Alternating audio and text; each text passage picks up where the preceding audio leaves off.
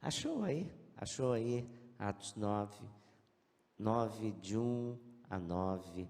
E como eu estou olhando para vocês e os olhos de vocês falam, estou sentindo que vocês estão quase que me dizendo assim: pastor, chama a gente para ficar de pé. Então, tá bom, se você puder, se levante, nós vamos fazer a leitura. Atos 9, de 1 a 9. Queria falar sob nova direção. Diz assim, texto bíblico: Saulo, porém, ainda respirando ameaças e morte contra os discípulos do Senhor, dirigiu-se ao sumo sacerdote e pediu-lhe cartas para as sinagogas de Damasco, a fim de que, caso encontrasse alguns do caminho, tanto homens como mulheres, os conduzisse presos a Jerusalém.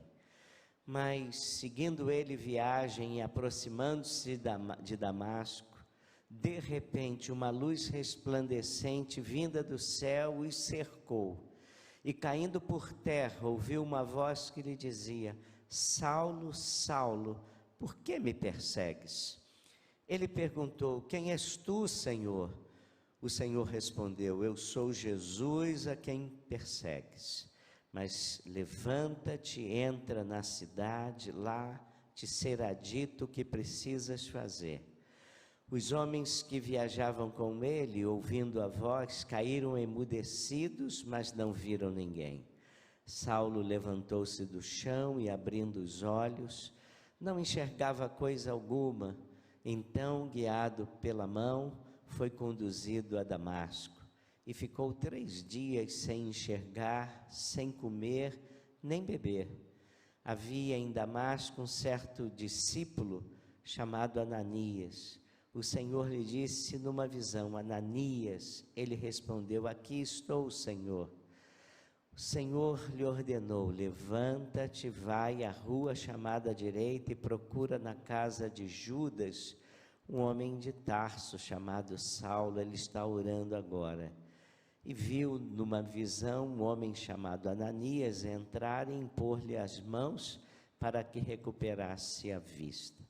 Ananias respondeu: Senhor, ouvi de muitos acerca desse homem, quantos males tem feito aos teus santos em Jerusalém. Fui até o versículo 13 e os irmãos repararam isso. Pai, agora não nos deixe sozinhos aqui, que o teu Espírito esteja aqui nos dirigindo e que o Senhor consiga, Deus, traduzir com a tua graça a importância de tudo isso que acabamos de ler para as nossas próprias vidas, e que seja assim, e que isso traga glória ao teu nome. Oramos em nome de Jesus. Amém. Queiram se sentar, irmãos. Ao longo da vida, a gente sabe e lê sobre pessoas que tiveram um encontro com Deus. Quando voltei de Portugal, eu fui frequentar a Igreja Batista de Irajá, no Rio de Janeiro, e frequentava uma classe da escola dominical, e fiquei muito amigo de um jovem lá, e um dia ele me contou a conversão dele. Ele tocava bumbo na Império Serrano de Madureira. Ele se casou com uma menina crente, e no ensaio geral da Império Serrano, antes do carnaval, ele tocando bumbo parou, e ele começou a pensar naquilo que a esposa lhe falava sobre Jesus. E naquele dia ele foi quebrantado naquele ensaio. E naquele ensaio, diante da escola, ele entregou a vida a Jesus. Você já tinha ouvido alguma coisa parecida com isso? Nós conhecemos, creio que essa igreja também conheceu José Tostes. Era um cantor de bolero de sucesso nos anos 60. No ano 60 você pensa que foi 1900 e lá vai para trás, não é? Mas, irmãos, naqueles dias ele fazia muito sucesso. Foi criado no Evangelho, mas com sucesso não queria nada com o Evangelho. Sua mãe morre e deixa um bilhete. E o bilhete é: filho, no meu velório eu quero que você cante o hino 518 ou 515. E então José Tostes foi cumprir. E o hino dizia assim: ó, vai me encontrar na glória, na feliz Jerusalém, lá na habitação notória que Jesus nos concedeu. E o hino dizia: sim, me encontrarás na glória. E cantando aquele hino, José Tostes se sentiu tocado pelo Senhor, e ali teve um reencontro com Deus, e entregou sua vida a Deus, e dedicou toda a sua vida não mais a cantar bolero, mas a cantar para o Senhor. Pessoas que tiveram um encontro com Deus. Você deve ter ouvido falar em Jesse Valadão. Quem podia pensar que Jesse Valadão, cuja alcunha era o Cafajeste, para você entender quem era esse homem, tá? O Cafajeste, tá? Para você ver um pouco do caráter de Jesse Valadão. E aí um doido chega para Jesse Valadão e fala-lhe do Evangelho. E aquela mensagem, porque você pode ser cafajeste, mas no seu coração há um vazio na forma de Deus. E aquela mensagem explodiu no coração de Jesse Valadão. Eu me lembro de ter visto o encontro dele no programa Jô Soares, em que ele, lá na frente de tudo e de todos, falou que ele se converteu a Jesus e que ele era de Jesus. Alguns desses encontros foram também tranquilos, mas profundos. Não precisa ser um encontro de salvação, um encontro em que de repente, teatralmente aconteça alguma coisa. Às vezes o encontro é lá no recesso do seu lar, meditando, pensando, próximo ao seu travesseiro, e você abre o seu coração para Jesus.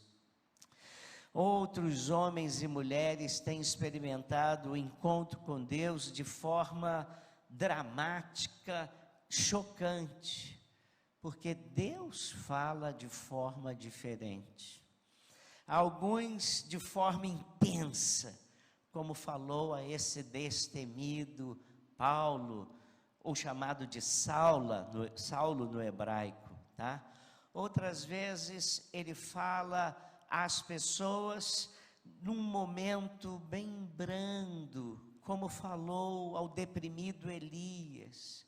Elias estava em depressão, se escondeu numa caverna, aí veio um cicio, um sussurro tranquilo, uma leve brisa, e aí ele tem um encontro com Deus nesse contexto.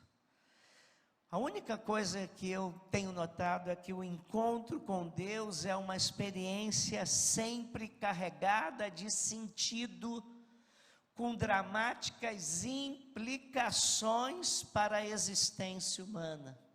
Quando você tem um encontro com Deus, esse encontro traz um novo sentido à sua vida. Mas nesse texto de hoje, o texto nos descreve um dos mais impactantes encontros de um homem com Deus. É o encontro de Jesus com Paulo no caminho de Damasco. Aliás, milhares de pessoas já foram também impactadas com esse relato, e muitas já conheceram a Deus através desta narrativa. E essa é uma das porções das Escrituras que eu queria compartilhar com vocês. A Bíblia diz que Paulo perseguia a igreja cristã, perseguia a igreja de Cristo, Como nos diz o versículo 1, olhe para a sua Bíblia. Enquanto isso, Saulo ainda respirava ameaças de morte contra os discípulos de Jesus. Dirigindo-se ao sumo sacerdote, pediu-lhe cartas para as sinagogas de Damasco, de maneira que, caso encontrasse ali homens ou mulheres que pertencessem ao caminho, nome que era dado aos cristãos, pudesse levá-los presos para Jerusalém. E a coisa mais interessante desse relato é que Paulo não se via como um perseguidor, mas como um aliado de Deus. Ele estava perseguindo os cristãos, mas estava achando que estava fazendo uma boa coisa a Deus. O seu zelo levou a tomar atitudes fortes como religioso que pretende defender Deus. Paulo queria ser uma espécie de paladino, um herói, um pioneiro, um campeão da teologia, na defesa da fé e na defesa do Deus do Antigo Testamento. E eu já aprendi, meus queridos irmãos, que o nosso Deus não precisa da nossa defesa. Vou repetir isso. O nosso Deus não precisa da nossa defesa, porque o nosso Deus sabe se defender sozinho. Ele sabe dar respostas ao nosso coração. Mas, mais que isso, Paulo, jovem, conhecia profundamente a lei de Moisés e se tornou seu promotor contra os hereges. A Bíblia diz que ele, ainda jovem, estudou sob a orientação de Gamaliel, que era um dos rabinos judeus mais apreciados daqueles dias, reconhecido como uma autoridade espiritual no seu tempo. E Paulo teve o privilégio de aprender da lei aos pés de Gamaliel. A sua primeira acusação foi contra Estevão, diácono da igreja cristã, que se tornaria o primeiro mártir sob autorização de Paulo para que ele fosse apedrejado. Aí você pode ver na Bíblia muitas manifestações do zelo que Paulo tinha, achando que estava fazendo o bem, era o fino, irmãos. Aí em Atos 8:3, está aí na sua Bíblia, se você voltar você vai ver, diz assim: e Saulo assolava a igreja, entrando pelas casas e arrastando homens e mulheres, os encerrava na prisão. Após o encontro que Paulo teve com Cristo, narrado aqui no capítulo 9, como eu li no início da mensagem, ele ficou cego, e depois Deus mandou Ananias ir ao encontro de Saulo, e Ananias tomou um susto muito grande. Tem certeza que eu vou atrás desse homem? Tem certeza, Deus? Tem certeza?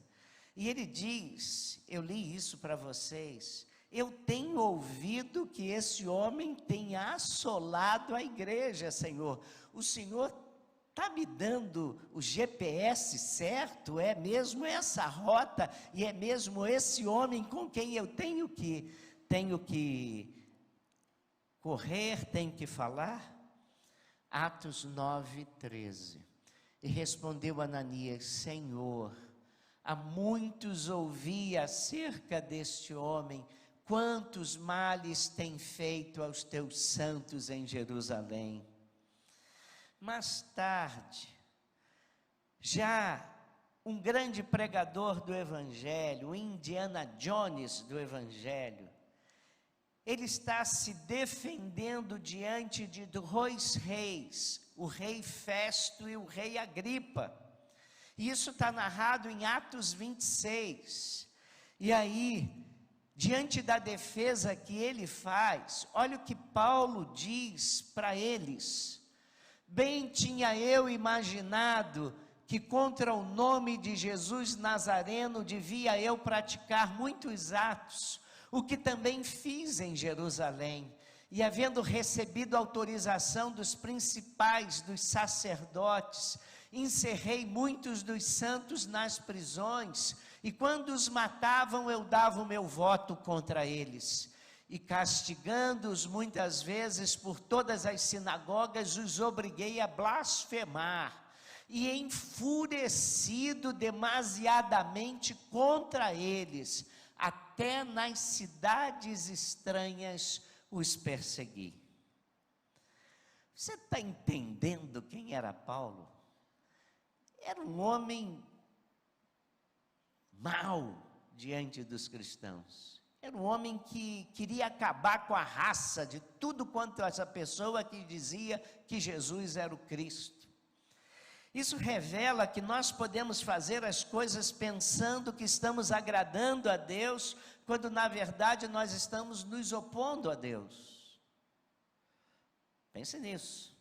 Aí você está fazendo uma coisa pensando que é o fino da bossa, você está agradando a Deus, e Deus está torcendo o nariz para o que você está fazendo. Paulo acreditava ser um aliado de Deus no combate pela sã doutrina, quando na verdade era um opositor.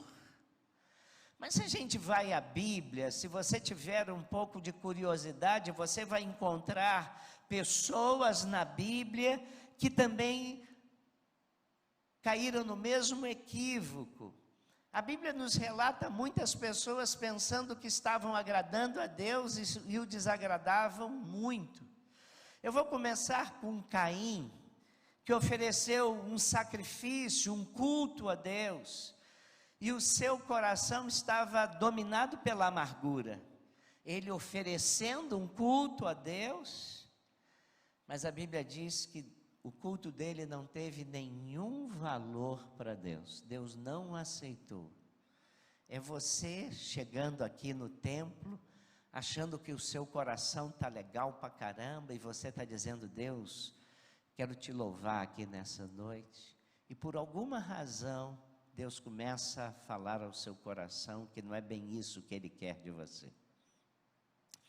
Mas a Bíblia diz que nos dias do profeta Amós, Deus declara que não queria os cultos e ofertas que o povo lhe trazia. E aí, leio para vocês Amós 5, 21 a 23. Eu odeio, olha as palavras de Deus.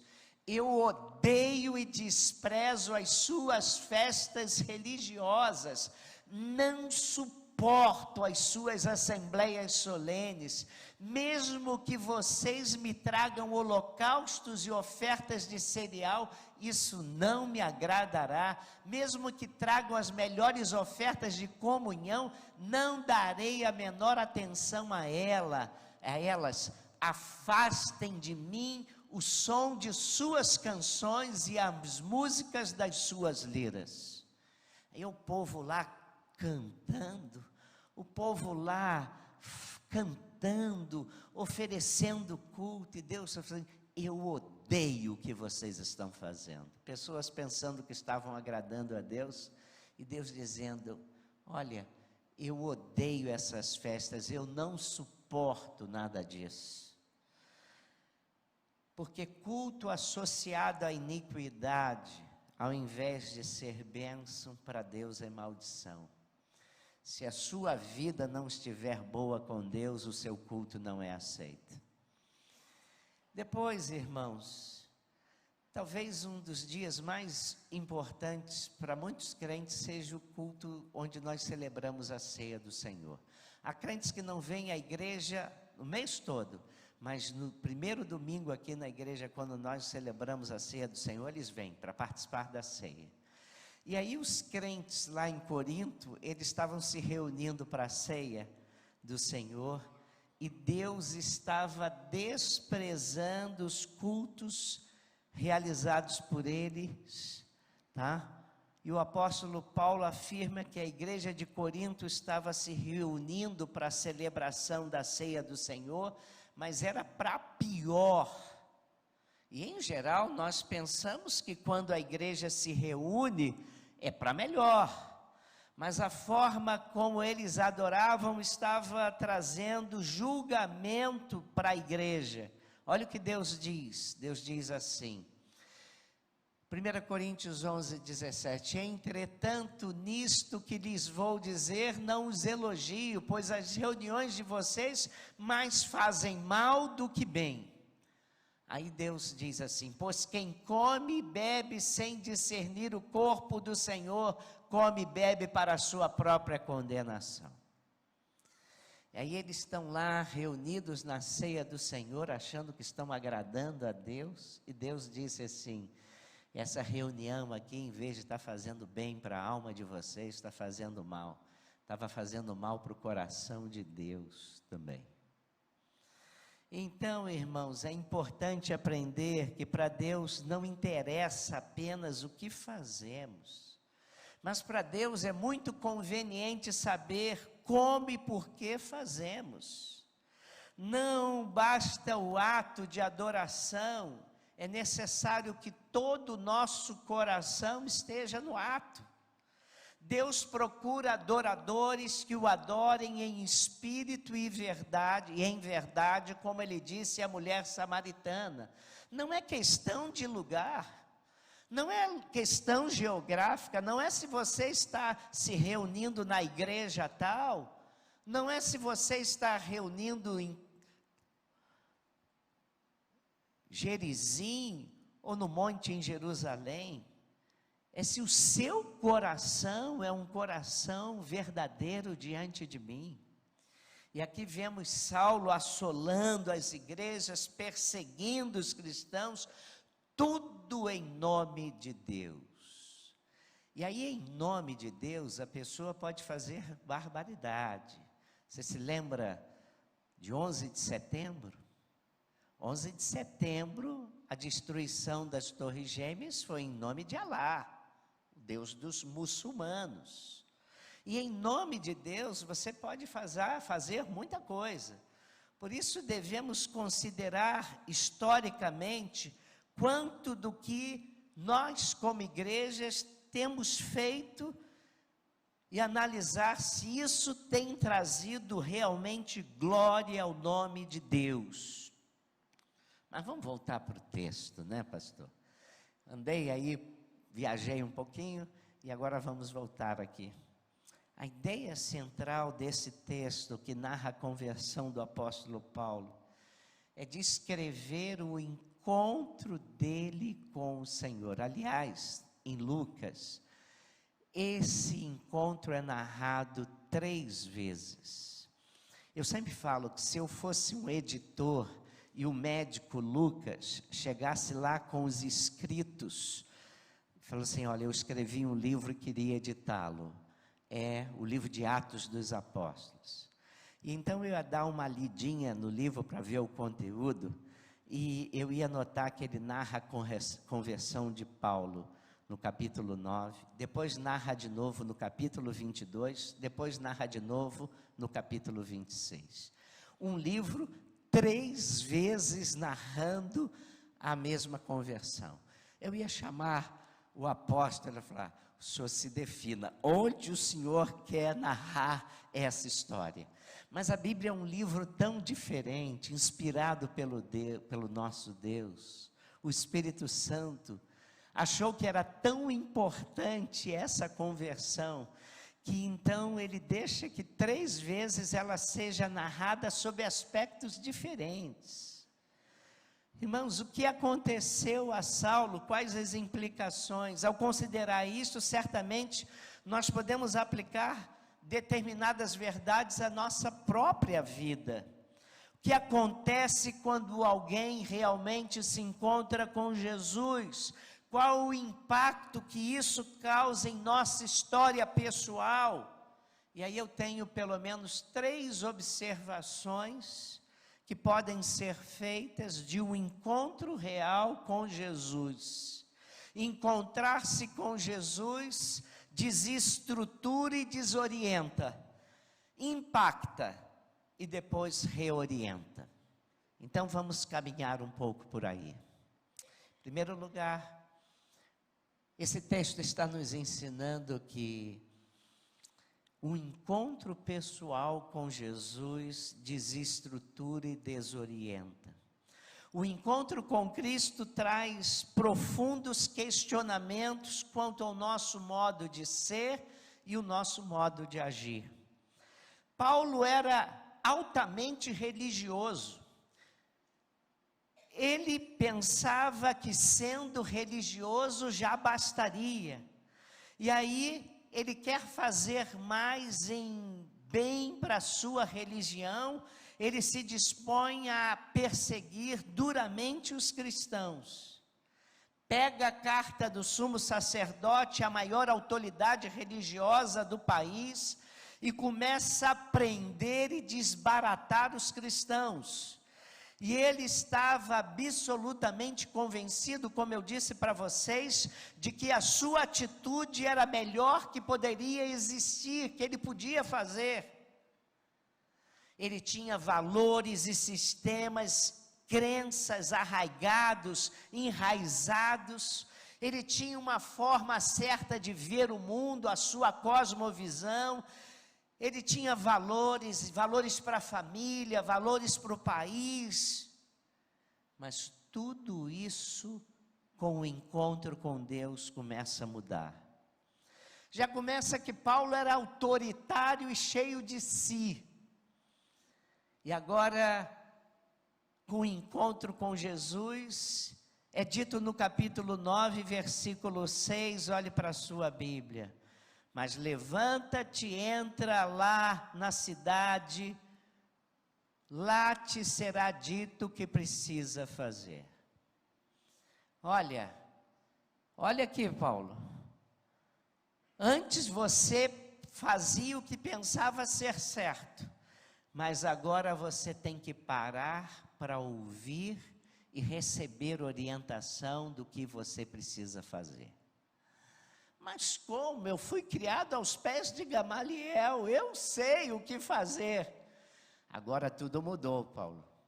Agora você precisa ser reorientado. Você precisa ser encaminhado, você precisa ser aconselhado. E aí eu ouço as pessoas, não vou mudar de religião.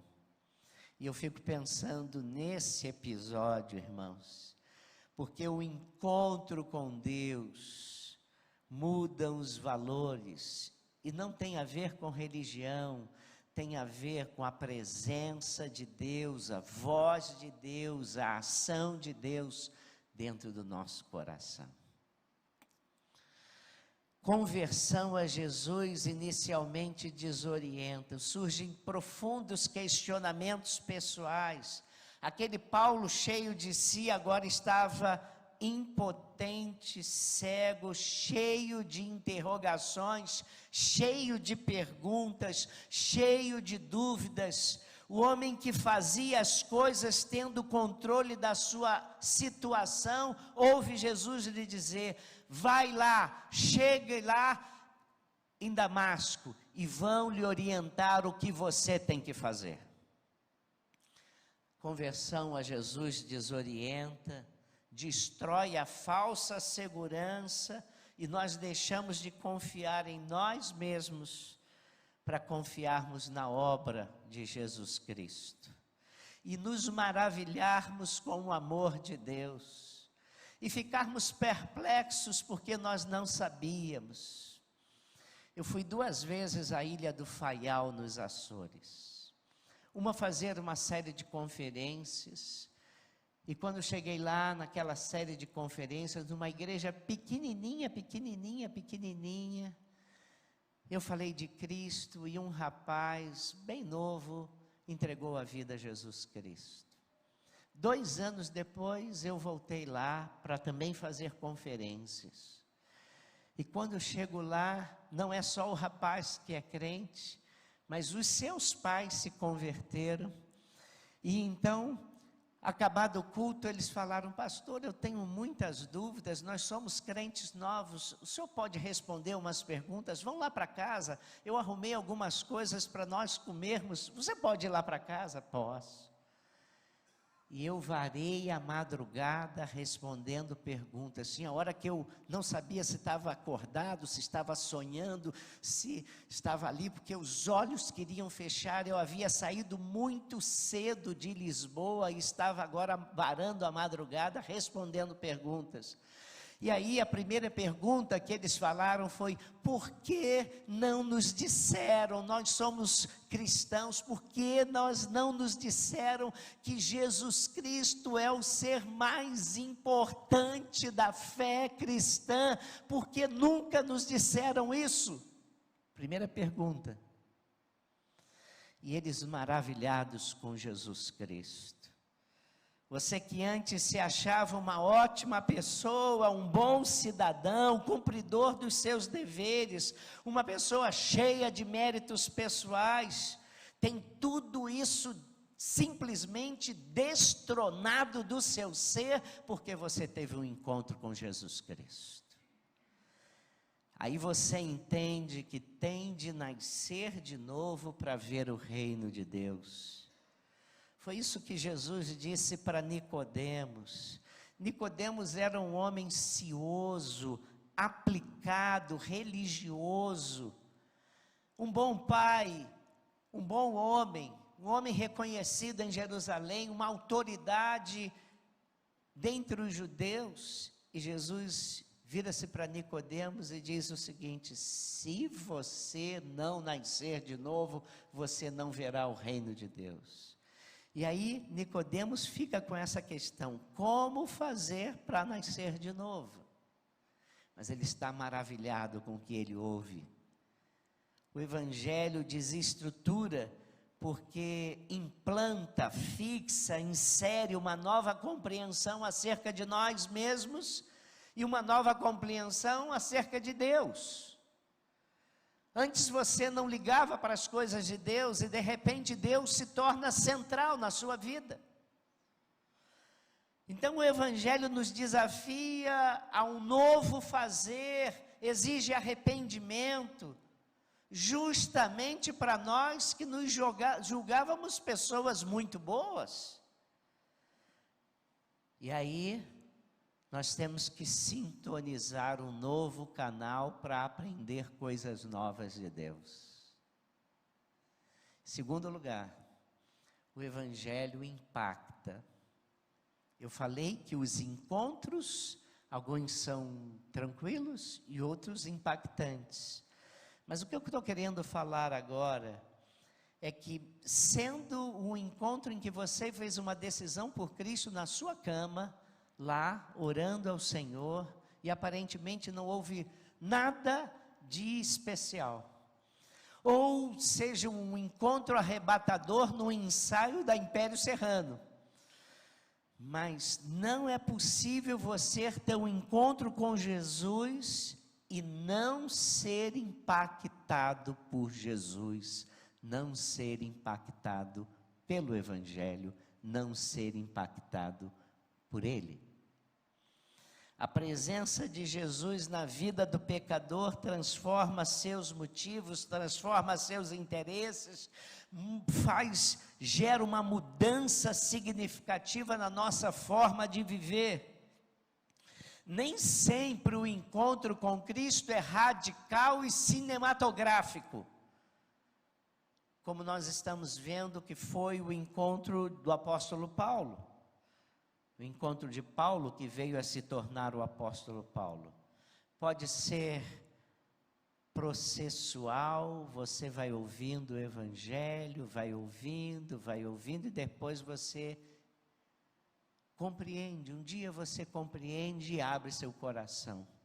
Mas pode ser abrupto.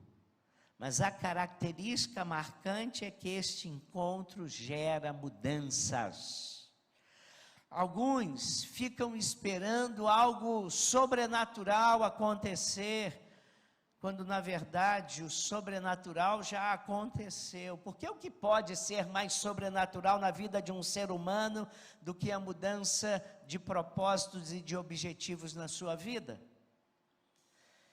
Nós não precisamos de sinais pentecostais para entendermos que algo profundo está acontecendo na vida de uma pessoa. A transformação do seu caráter é o sinal mais visível. C.S. Lewis é conhecido por ser um dos cristãos mais brilhantes do século XX. Ele era ateu, professor em Oxford, e se converteu ao cristianismo. E ele disse que quando ele se rendeu a Cristo, ele não viu nenhum sinal exterior, não houve nenhum clarão, não veio um raio sobre ele, não veio um vento diferente. Mas ele diz que algo profundo começou a acontecer em seu coração a partir de então. Aí ele disse: eu tive um encontro real com Cristo. E uma das frases desafiadoras dele, de C.S. Lewis, é o seguinte: olha o que ele diz: se a conversão ao cristianismo não melhora em nada as ações exteriores de um homem, se ele continua sendo tão esnobe, tão rancoroso, tão invejoso, ou tão ambicioso quanto era antes, devemos, na minha opinião, suspeitar que a sua conversão foi, em grande medida, imaginária. A conversão a Jesus Cristo vai mudar seu ser. É isso. Muda o seu coração, muda as suas vontades. E você começa a fazer coisas que você antes achava inconcebível você fazer. Terceiro e último lugar, a grande bênção é que a conversão a Cristo reorienta a pessoa. E uma das coisas maravilhosas que vemos na vida de Saulo é que logo após a sua conversão, seus objetivos foram radicalmente mudados. Ele se dirigia a Damasco para prender os cristãos que estavam aderindo à heresia do cristianismo, de seguir um tal Jesus, declarando o Messias. E aí, essa obsessão, seus motivos estavam voltados inteiramente nessa direção, a atacar esses que estavam dizendo que Jesus era o Cristo. Sua agenda era combater os cristãos, e logo após a impactante conversão: quem és tu, Senhor? Eu sou Jesus a quem tu persegues. E ele reconhece que ele está perseguindo Jesus, mas ele perseguia os cristãos, porque Jesus toma as dores dos cristãos. E aí, Jesus diz para ele: você está pensando que está perseguindo os cristãos? Você está perseguindo a causa de Cristo, rapaz. Eu sou Jesus a quem tu persegues. E logo após essa impactante conversão, ele se encontra num quarto escuro, absorvendo as questões da sua alma, digerindo o seu silêncio, digerindo os seus equívocos, e ele começa a se reorganizar na vida. Vocês já pararam para considerar quantas questões devem ter surgido no coração de Paulo? O que Deus quer da minha vida? Ele deve ter perguntado. O que faço agora, Senhor? E ele perguntou: Senhor, o que tu queres que eu faça?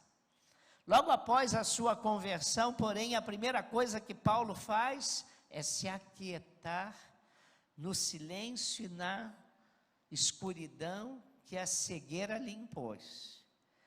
E aí, sem comer nada durante uns dias, ele começa a pensar e ele começa a dar oportunidade para Deus fazê-lo entender o que o Senhor estava querendo da sua vida. Isso se chama reorientação.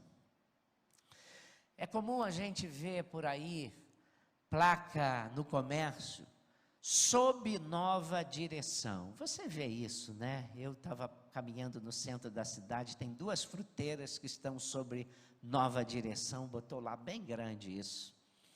Isso sinaliza o seguinte, que houve uma mudança de conceitos, agora tem uma nova abordagem, agora tem uma nova liderança, e é exatamente isso que Jesus faz. Ele nos coloca sob uma nova orientação, sob uma nova direção. E uma das parábolas mais marcantes da Bíblia é a do filho pródigo. Talvez seja a única parábola que você conheça da Bíblia, você que é novo aqui. Parábola do filho pródigo todo mundo conhece às vezes a do bom samaritano também, né? Essas 2, até quem não é evangélico conhece. Mas você se lembra do que aconteceu? O filho mais novo pediu ao pai a herança. Ele quebrou todas as convenções sociais, desrespeitou seu pai, exigiu sua herança antecipada, a que legalmente ele não tinha direito. Ele adotou um estilo de vida digno de uma pessoa que não quer dar satisfação a mais ninguém.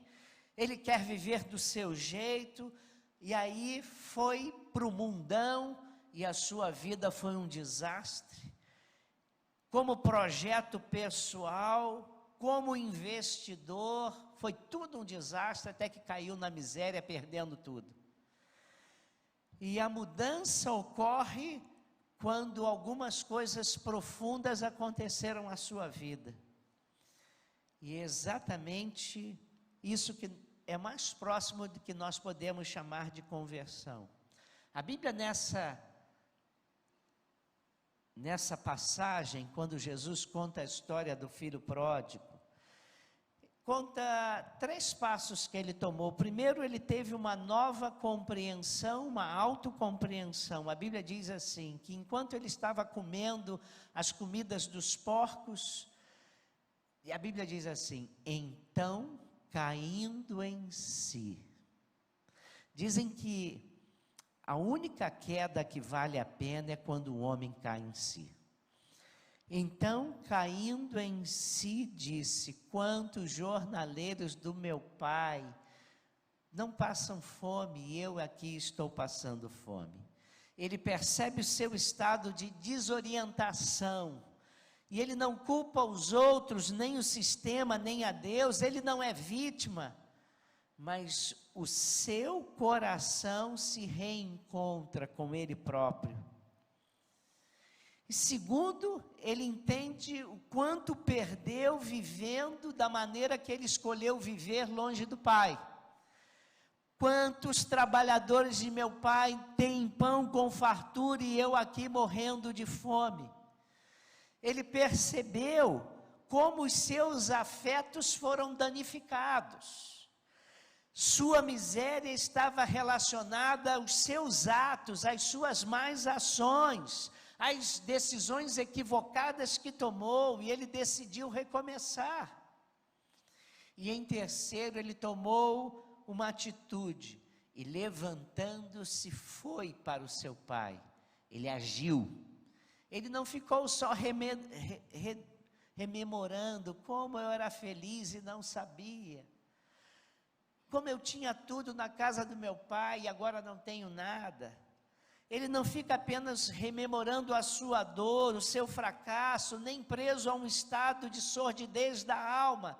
Ele age, levanta-se e vai. Entre a compreensão da realidade e o fracasso, e a ação, há uma distância quilométrica. Muitos param analisando a vida e percebem que a vida está ruim, mas não fazem mais nada para mudar a vida. Outros ficam retroalimentando-se do que perderam. Eu perdi isso, perdi aquilo. E ficam comendo da própria carniça, respirando o cheiro ácido da sua própria tragédia, sem partir para uma nova decisão e para uma nova história.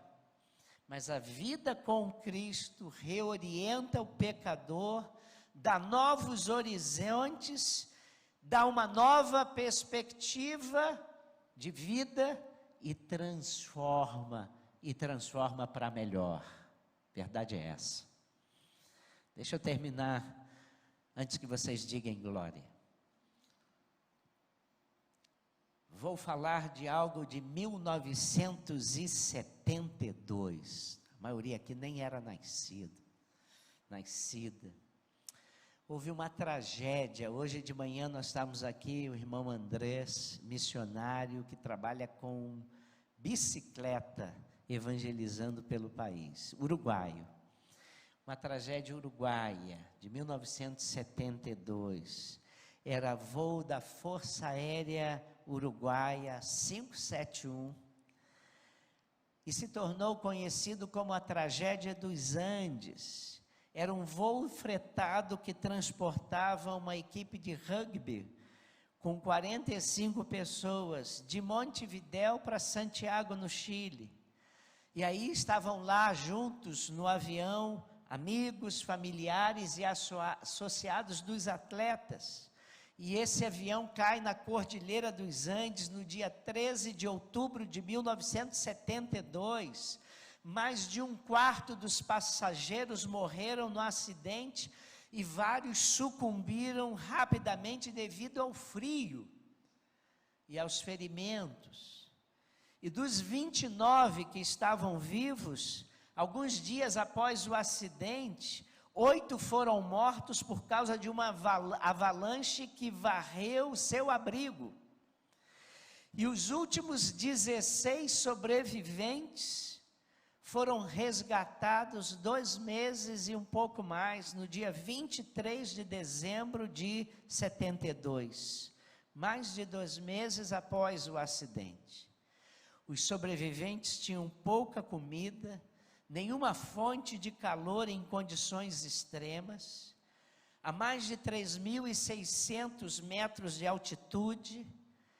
Para sobreviverem, eles passaram a se alimentar da carne dos passageiros mortos.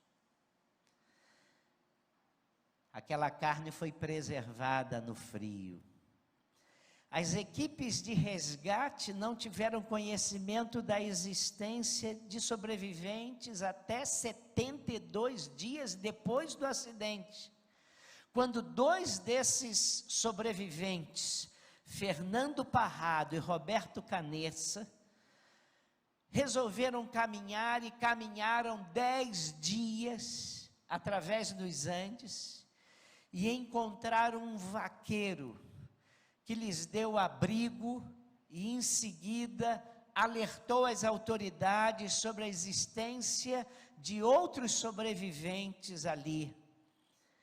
Agora um detalhe que só foi descoberto depois.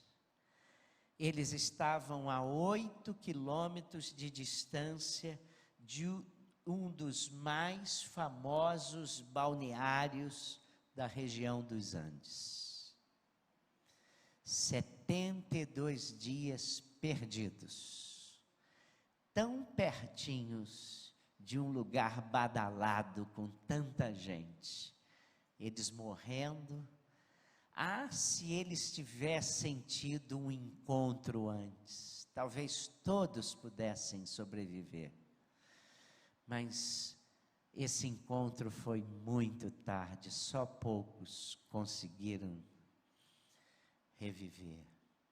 Por que eu conto isso? Há uma coisa essencial na nossa vida: nós precisamos ter um encontro com Cristo.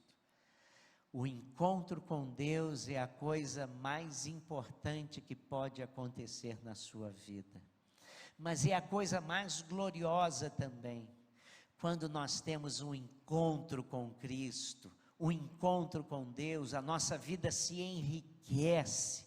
Valores que nós achávamos que nunca existiriam na nossa vida começam a entrar e trazer imensa alegria ao nosso coração. A paz de Deus começa a reinar em nossas vidas, não obstante os problemas que continuam por aí. A segurança de que não andamos mais sozinhos. A bênção de termos nossa vida orientada pelos céus. A dádiva do Espírito Santo conosco, caminhando lado a lado conosco todos os dias da nossa vida. Que coisa maravilhosa é um encontro com Deus. E há muitas pessoas aqui que talvez estejam muito perto, quase. Eu, no meu primeiro ministério, meu ministério pastoral, um jovem chamado Heleno começou a frequentar nossa igreja lá em Guaíba, e eu estava morrendo Tancredo Neves, e eu fiz 4 sermões sobre o governante que nunca morre, falando de Isaías, quando ele descobriu um governante que nunca morre, porque dizia: no ano em que morreu o rei Uzias, eu vi o Senhor. Então foram 4 sermões, até que no último domingo Tancredo morre, e eu estou pregando o último sermão. Mas Heleno, ouvindo aqueles sermões, diz assim: pastor, deixa eu dizer uma coisa, quase o que, Heleno? Quase que eu entrego minha vida a Jesus. Eu ouvi a primeira vez, segundo sermão, ele voltou e disse: pastor, hoje quase. Eu ouvi, terceiro sermão: pastor, hoje quase que eu entrego minha vida. Aí chamei ele e falei assim: você toma vergonha na cara. Falei isso mesmo. Rapaz, toma vergonha na cara, rapaz. Deus está falando ao seu coração. Deus está dizendo que você precisa de um encontro pessoal. Você precisa abrir o seu coração para Ele. E você está endurecendo sua alma. Se Deus falar ao seu coração, abra o seu coração. Você não sabe que bênção é isso. E no 4º domingo, Heleno veio à frente, entregando sua vida a Jesus. Heleno hoje é pastor da Igreja Batista em São Leopoldo. E é uma bênção no reino de Deus. Não só teve um encontro com Cristo, aquilo fascinou o seu coração, que ele colocou sua vida à disposição do reino para servir ao Senhor como pastor. Foi chamado por Deus para isso, certamente. Mas hoje ele está servindo a Deus, pregando para as pessoas que elas precisam ter um encontro com Cristo. Talvez você esteja no quase. Mas se você está no quase, você ainda não é. E você ainda não teve um encontro com o Senhor. Porque se eu disser que o meu time foi quase campeão, ele perdeu. Se eu disser que ele quase sobreviveu, fulano quase sobreviveu, ele morreu. Quase, geralmente, é uma situação extremamente perigosa. Por isso, estou falando, se você quer bênção, se você quer Deus, se você quer uma riqueza espiritual, não estou falando de dinheiro, se você quer uma vida enriquecida pela graça e o poder de Deus, ore para que você tenha um encontro com Deus. Eu me lembro, na minha juventude, nós cantávamos assim. João Marcos, você não põe para cantar? E eu canto: nesta noite feliz, neste santo lugar, eu marquei um encontro com Deus. Seu amor é real, sua paz gozarei. Eu marquei um encontro com Deus. Talvez hoje seja o dia do seu encontro com Deus. Se Deus está falando para o seu coração que vale a pena, eu queria, em nome de Jesus, convidá-lo a dizer aí no seu coração: Senhor Jesus, eu preciso desse encontro. Estou olhando para a minha vida, preciso da tua misericórdia, preciso do teu perdão, preciso da tua salvação, preciso da tua paz, preciso redirecionar minha vida, preciso do impacto da tua presença trabalhando no meu caráter. Preciso, a Deus, remanejar tanta coisa e sem ti eu não consigo fazer. Mas se tu, Deus, estiveres comigo, eu tenho certeza que o Senhor vai mudar a minha vida. Eu preciso e eu quero, e eu estou entregando minha vida a ti. Entra na minha vida nessa noite feliz, neste santo lugar. Eu marquei um encontro contigo. Baixe sua cabeça aí embaixo. Ó Deus, que dia feliz, aquele dia em que o Senhor persuadiu meu coração para convidar Jesus para ser o Senhor e Salvador da minha vida. O céu não ficou mais azul, não espolcaram fogos no ar, mas a doce paz da tua presença invadiu o meu ser. E ó Deus, nós queremos que não seja diferente na vida daqueles que estão aqui nessa noite e ouviram essa mensagem e persuadidos pelo teu Espírito reconheceram que precisam desse encontro com Jesus e estão abrindo o seu coração para Jesus, estão dizendo: entra Jesus, eu quero um encontro contigo.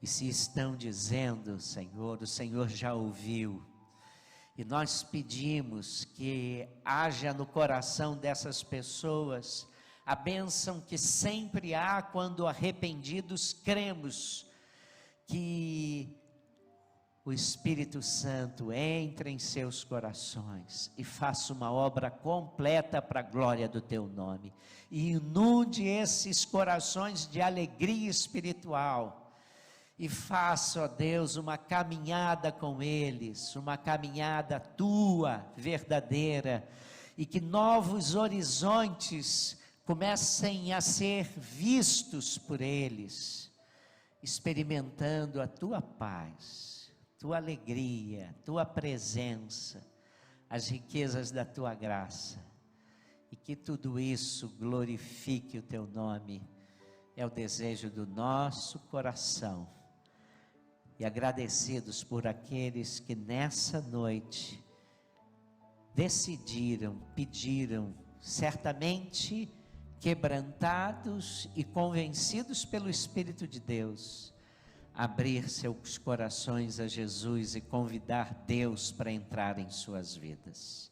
Louvado seja o teu nome, oramos em nome de Jesus, amém.